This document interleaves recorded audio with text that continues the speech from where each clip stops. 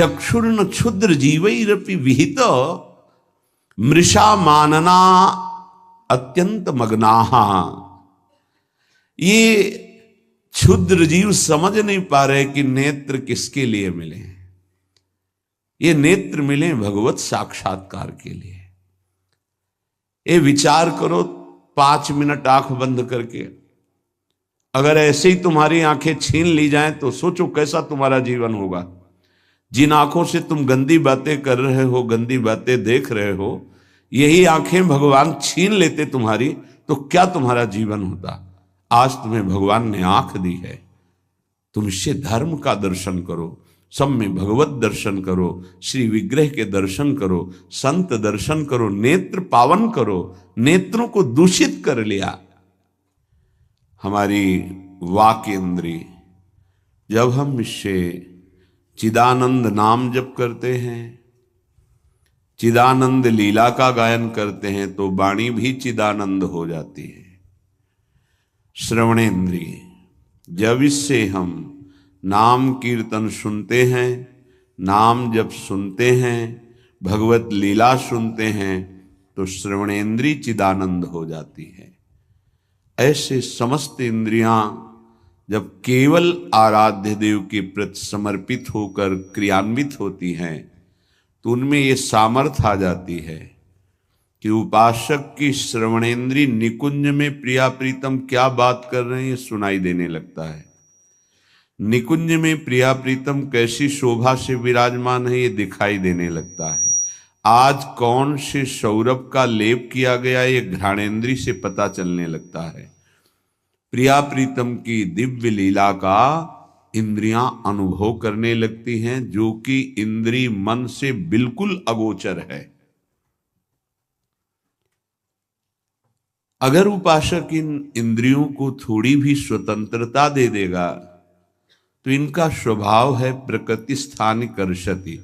ये प्रकृति के वस्तु व्यक्ति स्थान के आकर्षण में फंस जाएंगी। फिर ये महासुख जिसकी हमारे हृदय में लालसा है, वो प्रकृति से पूर्ण होने वाली नहीं, वो परमात्मा से होने वाली है।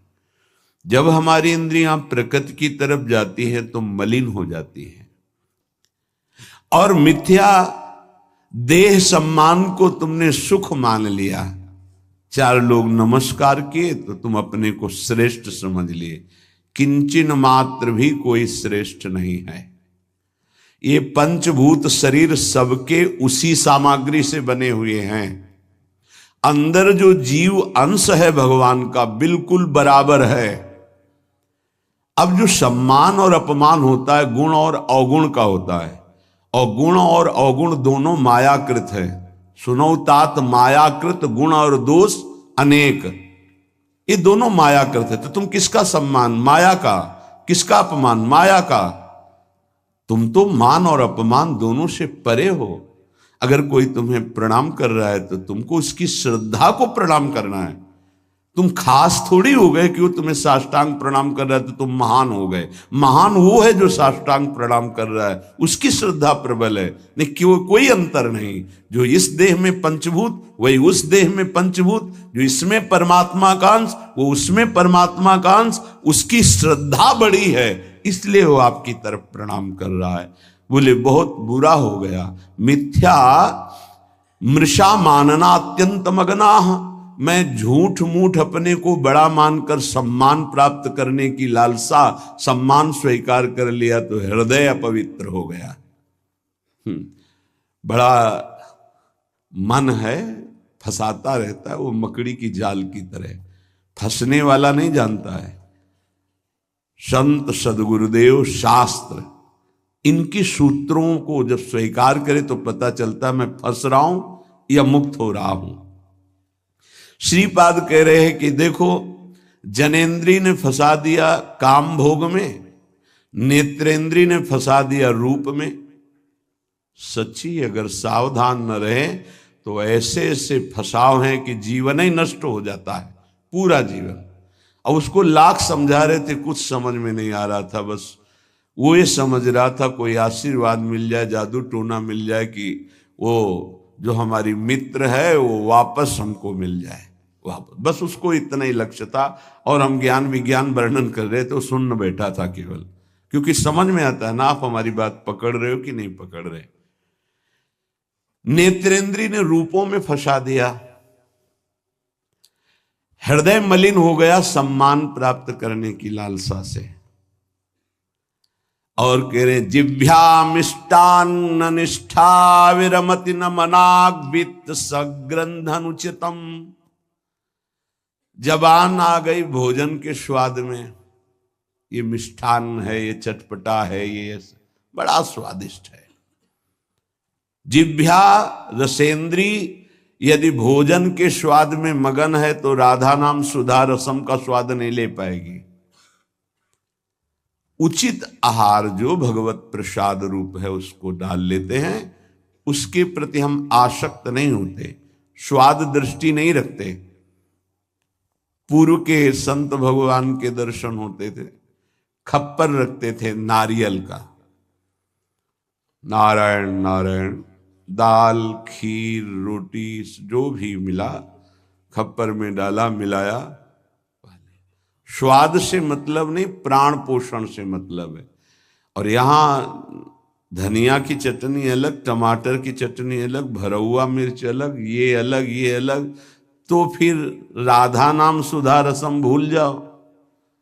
ये 2 अंगुल की जबान है, बस इतने में सारा खेल है। यहां से नीचे उतरने पर कोई स्वाद नहीं है भाई, इतने में घुमाने का स्वाद है, और अच्छे अच्छे इसी में फंस जाते हैं। जिसकी रसेंद्री विजयी नहीं हुआ रसेंद्री से, वो हर इंद्री का विजयी होने पर भी विजयी नहीं माना जाता। रसेंद्री विजयी जनेन्द्री विजयी जरूर होगा, और रसेंद्री जनेन्द्री विजयी संपूर्ण इंद्रियों का विजेता माना जाता है। धैर्यवान उसे ही कहते हैं जो 2 इंद्रियों को काबू में कर ले, रसेंद्री और जनेन्द्री। रसेंद्री मिष्टान्न आदि भोग पकवान पाने के लिए लोलुप जीवन हो गया, पेट बढ़ करके छाती से 1 बीता ऊंचा हो गया है।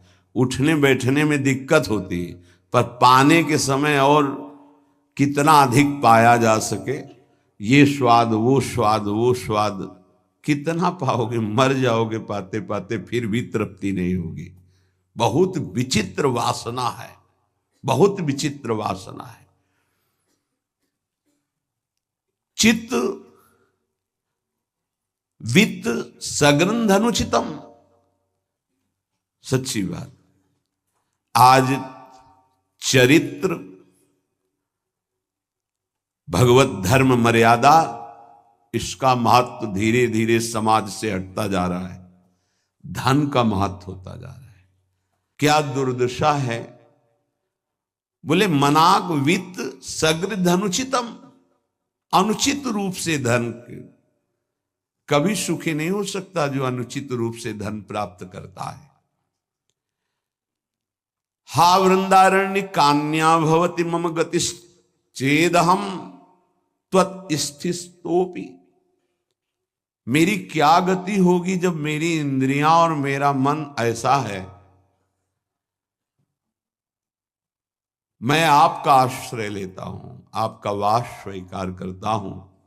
मैं समझ गया कि मेरे से अब कुछ नहीं होने वाला, मेरी अनन्य गति आप हो। हे वृंदावन, आप मेरा सुधार कर दो।